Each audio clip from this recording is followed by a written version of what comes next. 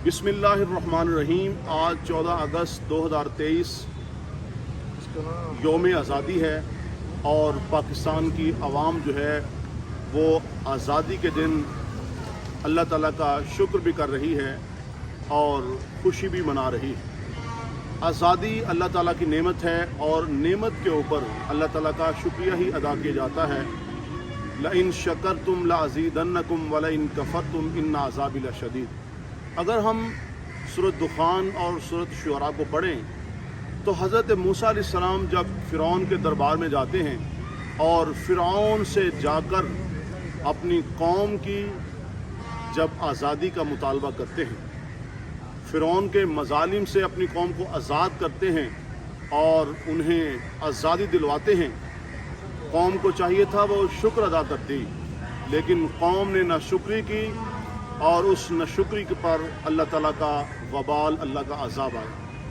हमें भी चाहिए कि हम अल्लाह ताला का शुक्र अदा करें, कहीं ऐसा ना हो कि हम नाशुक्री करें, नाक़दरी करें।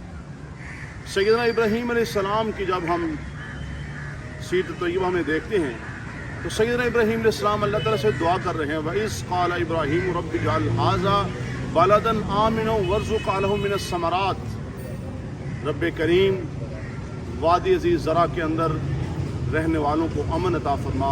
शहर मक्का का अमन मांगा और उस अमन के साथ साथ उसके मुआश के लिए अल्लाह ताला से दुआ करते हैं। तो यकीनन जहाँ पे अमन होता है वहाँ पे उनकी जो मुआशी सूरत हाल है वो बेहतर होती है। तो हमने पाकिस्तान के अमन व सलामती के लिए जो हमारे ऊपर ज़िम्मेदारी आयद होती है, हमने उसका एहसास भी करना है और उसकी अदायगी भी करनी है।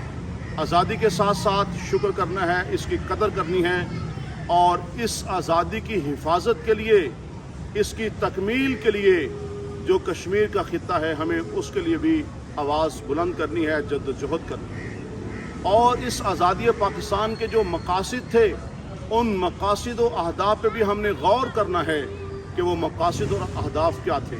यकीनन वो यही थे, दो कौमी नज़रिए की बुनियाद के ऊपर बनने वाला ये वतन, कलमे की बुनियाद पर अदम से वजूद में आने वाली ये सरजमीन जो है, इसको इसलिए लिया गया था हम अपने नज़रिए की, हम अपनी सकाफ़त की, हम इस्लामी तहज़ीब व तमद्दुन की हिफाजत कर सकें और आज़ादाना तौर पर हम अपनी ज़िंदगी को गुजार सकें। हज़रत मूसा अलैहिस्सलाम की सीरत तय्यबा में, इसी तरह हज़रत इब्राहीम अलैहिस्सलाम की सीरत तय्यबा में और हुज़ूर नबी करीम सल्लल्लाहु अलैहि वसल्लम जिन्होंने आकर आज़ादी का असल तसव्वुर दिया, बंदों को बंदों की ग़ुलामी से आज़ाद किया और अल्लाह ताला की बंदगी के ऊपर खड़ा किया। और सीरत की किताबों में, तारीख़ की किताबों में मुझे वो लम्हात भी याद हैं। बुखारी शरीफ में रिवायत है कि जब हुज़ूर सल्लल्लाहु अलैहि वसल्लम हिजरत फरमाकर मक्का से मदीना जाते हैं तो सैयदना अबू बकर सिद्दीक़ को बुखार आया। सैयदना बिलाल, दोनों हज़रात जो थे रज़ी अल्लाहु अन्हुमा, उम्मुल मोमिनीन सैयदा आयशा सिद्दीक़ा रज़ी अल्लाहु तआला अन्हा रिवायत करती हैं कि या रसूलल्लाह सल्लल्लाहु अलैहि वसल्लम, ये दोनों जो हज़रात हैं वो मक्का को याद करते हैं।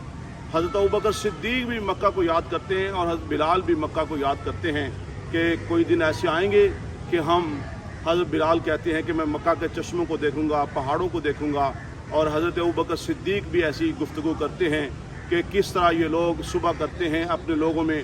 तो आज़ादी जो है ये अल्लाह ताला की बहुत बड़ी नेमत है, हमें इसकी कदर करनी चाहिए। आज बड़े लोग ये बात करते हैं कि जनाब ये कलमे की बुनियाद पर नहीं लिया गया, ये पाकिस्तान जो है इसकी आज़ादी के लिए उलमा की कोशिश नहीं है। अगर आप देखें, ईस्ट इंडिया कंपनी 100 साल तक और 90 साल तक बरतानिया की, ये 200 साल तक जो हुक्मरानी थी, इनके जो मज़ालिम थे, उन मज़ालिम के ख़ात्मे के लिए जो उलमा ने जद्दोजहद की, उलमा ने तहरीकें चलाईं। आप तहरीक खिलाफत को देख लीजिए, आप 1857 की जंग आज़ादी को देख लीजिए, ये वो तमाम जंगें थीं, ये तमाम वो नज़रियात थे जिसकी बेस और बुनियाद उलमा थे। और मैं यहाँ पे आज कायद आज़म मोहम्मद अली जिन्ना को, जिन्होंने इंदिरा गांधी को कहा था कि पाकिस्तान के लिए हमारे पास दस्तूर कुरान की शक्ल में मौजूद है, पाकिस्तान बन गया तो स्टेट बैंक ऑफ पाकिस्तान के इफ्तिताह पर भी उन्होंने साफ कहा था कि हम इसकी मईशत की दुरुस्ती के लिए हम मगरब की तरफ नहीं जाएंगे, बल्कि हमारे लिए ہمارے لیے اس کی معیشت کی درستگی کے لیے ہمارے پاس اسلام کی تعلیمات ہیں اور حضور صلی اللہ علیہ وسلم کی تعلیمات قرآن ہمارے پاس موجود ہے. تو وہاں پر جہاں پر میں قائد اعظم محمد علی جناح، علامہ اقبال اور ان کے ساتھ ساتھ میں مولانا شبیر احمد عثمانی، مولانا ظفر احمد عثمانی، مولانا علامہ ابراہیم سیالکوٹی اور اس کے ساتھ ساتھ پیر مانکی شریف، عبد الحمد جو تھے، یہ تمام جتنے بھی حضرات تھے جنہوں نے علماء نے کوشش کی، ان کی بھی قربانیوں کو ہم آج خراج عقیدت پیش کر رہے ہیں. آج ہم ان کے لیے دعا گو بھی ہیں. اور اس کے ساتھ ساتھ پاکستان کی آزادی جو تھی، جہاں پہ لاکھوں افراد جو تھے، مائیں جو تھیں، بچے تو جو تھے وہ شہید ہو گئے، انہوں نے شہادتوں کے جام پیے اور پاکستان ہمیں پلیٹ میں رکھ کے نہیں دیا گیا. مجھے وہ 70,000 بچیاں بھی یاد ہیں جو ساری زندگی اپنے گھروں کے اندر اپنے وطن سے ہندو اور سکھوں کے بچوں کو پیدا کرتی رہیں اور بیچاری دیوار کے ساتھ کان لگا لگا کر ترستی ہوئی دنیا سے سسکتی ہوئی چلی گئیں، محمد بن قاسم اور محمود غزنوی کا انتظار کرتے ہوئے، لیکن ان کے لیے کوئی نہیں گیا.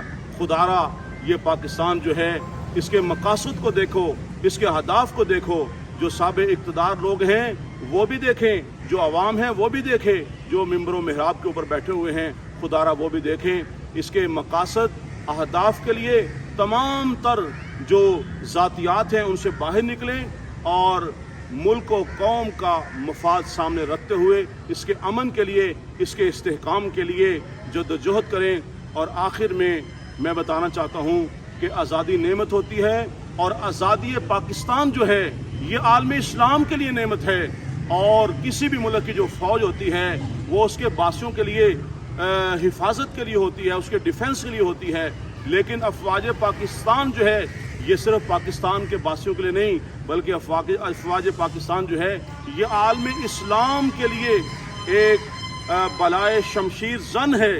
اور اس کی مثال کے لیے میں آپ کو 2 مثالیں پیش کرتا ہوں. پہلی مثال، جب بوسنیا کے اندر جب مسلمان ذبح ہو رہے تھے تو بوسنیا کے صدر نے، اس وقت جو صدر تھے عزت بیکوچ، انہوں نے لندن کی ایک کانفرنس میں مسلمان جو تنظیمیں، جو پارٹیاں تھیں، ان کو مخاطب کرتے ہوئے کہا تھا، آج پتہ ہے بوسنیا میں ہمارے ساتھ یہ ظلم و تشدد کیوں ہو رہا ہے؟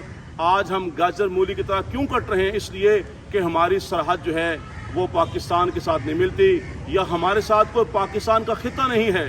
اور پاکستان کی جو افواج ہے یقیناً یہ پاکستان کے لیے نہیں، یہ عالم اسلام کے لیے بہت بڑی نعمت عظمی ہے.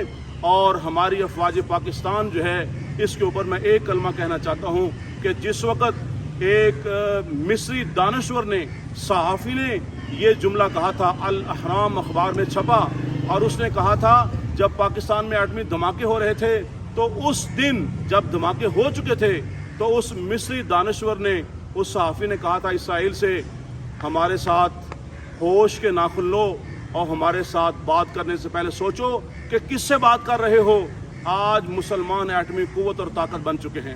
میرے بھائیو، ایٹمی قوت اور طاقت تو پاکستان بنا تھا، لیکن مصر کا صحافی جو یہ کہہ رہا ہے، کیوں؟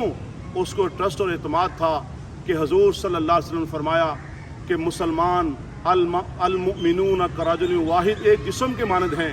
تو پاکستان جو ہے اس کی آزادی عالم اسلام کے لیے نعمت ہے، اور پاکستان کی جو فوج ہے یہ عالم اسلام کے لیے بالائے شمشیر زن ہے. اللہ تعالی ہمیں اس آزادی کی قدر کرنے کی توفیق دے.